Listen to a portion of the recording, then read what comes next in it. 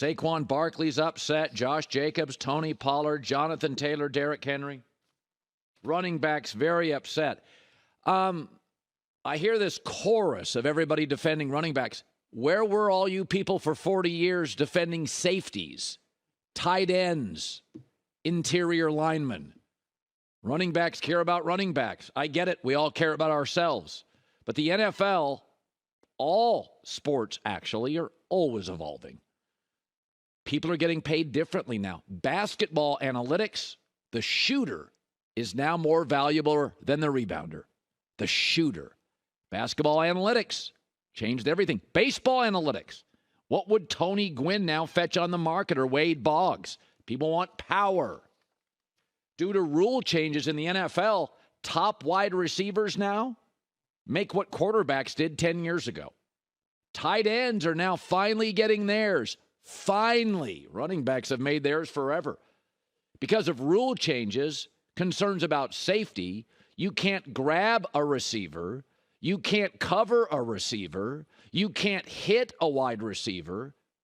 They now attack you in the middle of the field.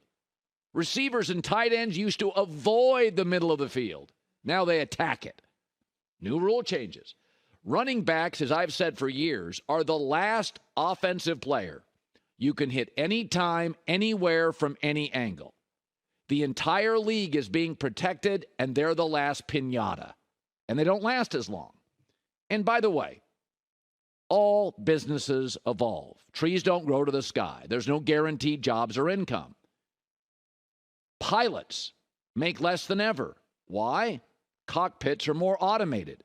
I saw a study this weekend where 35% of pilots acknowledge they nap during flights. In my business, I started in local TV, did sports. It's been mostly eliminated. Amazon, you buy things, they show up 6 hours later at your house. That's why malls are empty. Remember when there used to be travel agents? Everything changes. Taxis have been eliminated by Uber. Home phones eliminated by iPhones. It's not that I don't have sympathy, but you got to evolve. Back to the basket centers are dinosaurs, relics, Jurassic. Jokic is the new center. All you young guys, learn to pass and shoot. Be able to run the floor, put the ball on it too. Running backs will still get paid. Saquon Barkley's getting $10 million a year. How much do you make? You have to be excellent, healthy, versatile. And man, does it help if you play with a second-tier quarterback or an overpaid one. The Giants, by the way, did make an offer. They were really close, but Saquon rolled the dice. Eventually, players have to settle for the franchise tag, which they've agreed to. But nothing's guaranteed for life. I tell people this all the time. I've been scrambling, it feels like, for 35 years. You know, did local TV, did local radio. Now I write books. I have a new beer. You do what you got to do. There's no guaranteed jobs. I'm watching Hollywood right now, actors and writers. It's crazy that because of new technology and AI, the studios now want to scan extras. Not the movie star, but the extras. That's a real career, right? Most actors are extras. They want to scan you once and then use it forever. Don't want to have to pay you for 4.5 months. Don't want to have to feed you for 4.5 months. Don't want to have to insure you for 4.5 months. That's crazy to me. But that's what technology does. I would put a foot down if I was an actor. Most actors, it should be noted, have side hustles. Do you know you have to make $26,000 a year to get insurance from SAG-AFTRA? They represent actors. 87% of actors don't qualify. Side hustle's part of it. It's hard. I think we need writers. I won't watch stuff with bad writers, but I'll watch football without running backs, but I don't like it as much. I don't like the CFL. They pass too much. I like running backs. I like physicality. I think Austin Eckler is absolutely worth something. I think Saquon Barkley is. Derrick Henry. Josh Jacobs, I said yesterday on the show, has a robust market to me. If I had a young quarterback and wasn't paying him, I would love Josh Jacobs. They will still get paid. But I've been watching football my entire life. Interior linemen. Those careers end overnight. Their hands all ripped up, their shoulder surgeries and knees. Mark Schlereth had 30 surgeries. We never had any sympathy for interior linemen. Safeties forever, major collisions. Last on the food chain of getting paid. Tight ends forever were viewed as blockers and little else.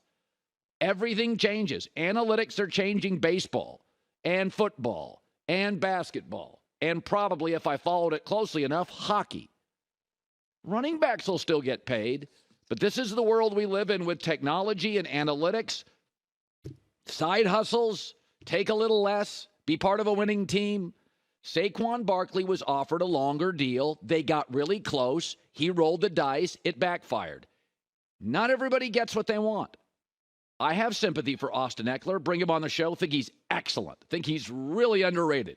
And I think he's going to get paid by somebody. But you watch football long enough, this is what happens. It ebbs and flows. Right now, we're saying running backs don't matter. For the record, it used to be dangerous to have your quarterback run. Now it's hard to draft a quarterback unless he does run at least a little. That's what's great about football. They're current. Unlike baseball, they don't wait forever to get stuff right. They're current. They move. Maybe now they're moving too quickly. Maybe now they're disrespecting running backs too much. There's an argument to be made. I'm the Chargers. I want Austin Ekeler in the backfield. I'm the Bengals. I want Joe Mixon in the backfield. And I don't know what the Giants' offense is without Saquon Barkley. Boring is a good place to start. He's worth something, but he's going to make $10 million for a year. And if he stays healthy and is productive and talented and works as hard as he has, there will be a market for him. It's just not the market it was maybe 10 years ago. Speaking of New York football, the Jets are going to now limit, did we call this, HBO's access in Hard Knocks. They're going to limit what they can do.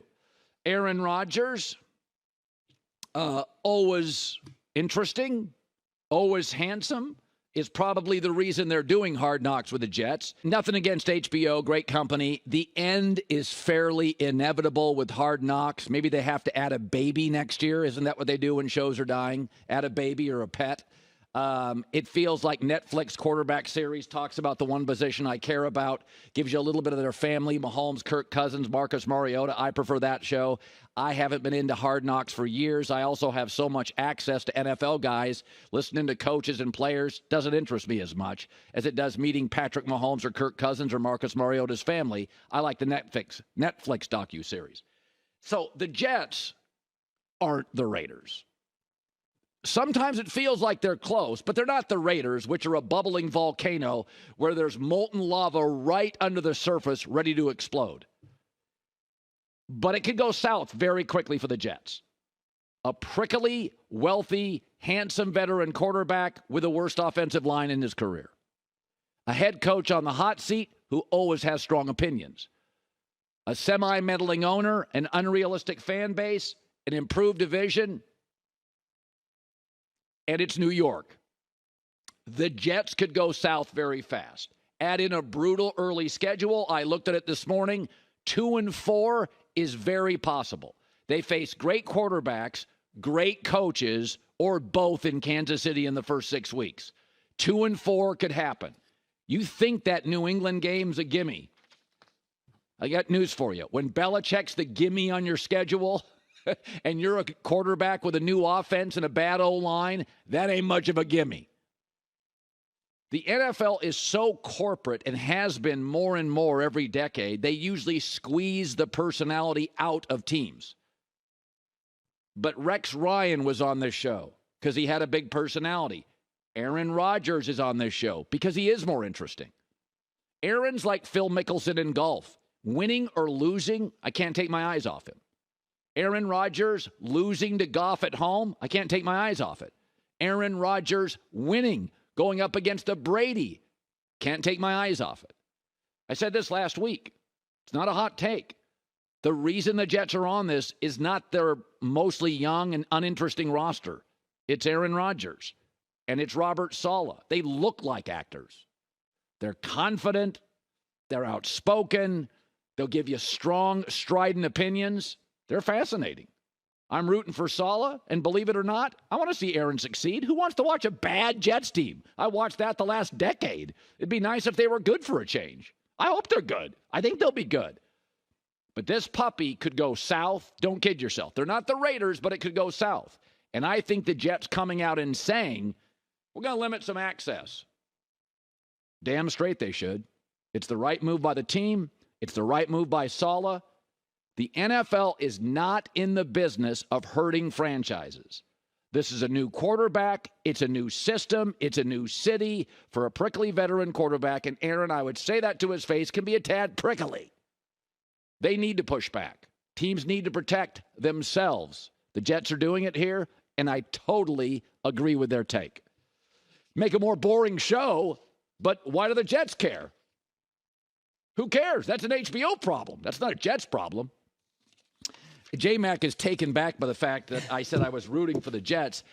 Yes, folks, I want to see Aaron Rodgers in the last couple of weeks vying for a playoff spot. The playoffs are better. There's always that one team that makes the playoffs, and like Taylor Heineke starting at quarterback, and you're like, do I want to watch that game or go out and golf? Wherever you live, or go out and do something. Like, it's better for the league if Aaron's in the playoffs, or at least near the playoffs, or surrounding the playoffs, or fighting for the playoffs. I'm not rooting against the Jets.